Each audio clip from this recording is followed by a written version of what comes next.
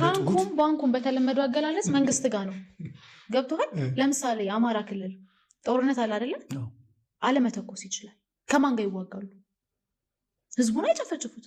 ከማን ጋር ይዋጋሉ? አልተኩስም በቃ ቢል ቆይ ሲስፋየር ዩኒላተራል የሆነ ሲስፋየር ማድረግ አይችልም መንግስት።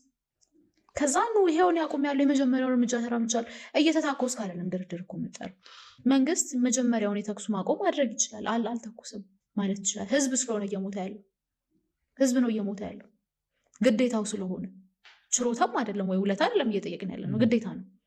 የትኛውም ሰው ጥያቄ ሲኖረው መሳሪያ ማንሳት መጀመሪያ እኮ መሳሪያ አልተነሳም። ለምሳሌ ህወሓትን ወሰድቻለሽ ህወሓት የወሰደበትን ውሰድ እስኪ ከስልጣን ሄደ 2013 የተነሳበትን መንገድ ጀስቲፋይ እያደረኩልሽ አይደለም። ለምሳሌ አሁን ትጥቅ ለምን ተነሳ እያደረኩሽ አይደለም። ኢትዮጵያ ውስጥ ያለውን ፖለቲካ ሂደት እንደማንኛውም እኔና አንቺ እንደወጣት መሳሪያ ባይሆን ዲያሎግ አይደለም የሚያስፈልገን። አዎ ግን ደግሞ አንዳንዴ ጠለቅ ብለን ደግሞ ማየት አለብን አይደለ?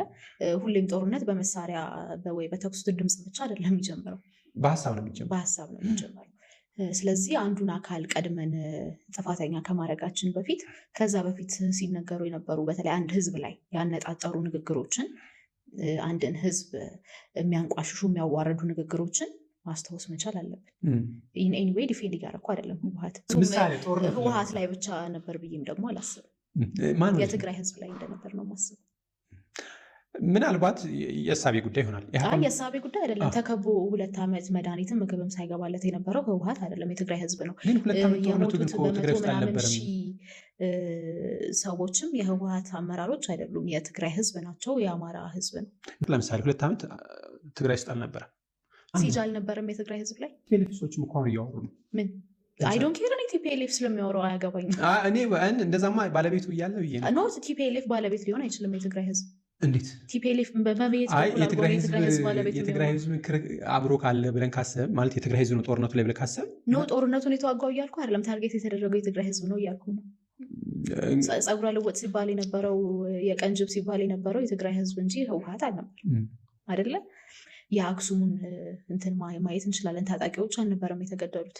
ስለዚህ እኔ እያልኩ ያለሁት አንደኛ የህወሓት የትግራይ ባለቤት ሊሆን አይችልም። እንደዛ ብሎ ማሰብ ህዝቡ ላይ ከዚህ በኋላ የሚደረገውን ማሰብ ሳይሆን ራሱ የሚለው ነው ኖ ሊል ይችላል፣ ግን አይደለም። ጦርነቱ ሲነሳ ትግራይ ላይ ብቻ ተብሎ ይተነሳል። መጀመሪያ ትግራይ ላይ አልነበረም።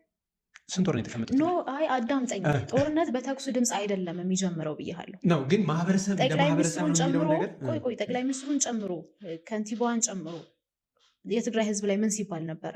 ሌላውን ተው። አዲስ አበባ ላይ የትግራይ ተወላጆች እየተለቀሙ ሲታሰሩ አልነበረም? ቤታቸው ያለ አግባብ ሲበረበር አልነበረም? አልነበረም? የህወሓት አካል ስለሆኑ ነው? አይደለም፣ የትግራይ ተወላጅ ስለሆኑ ነው። ገብቶሃል ምን?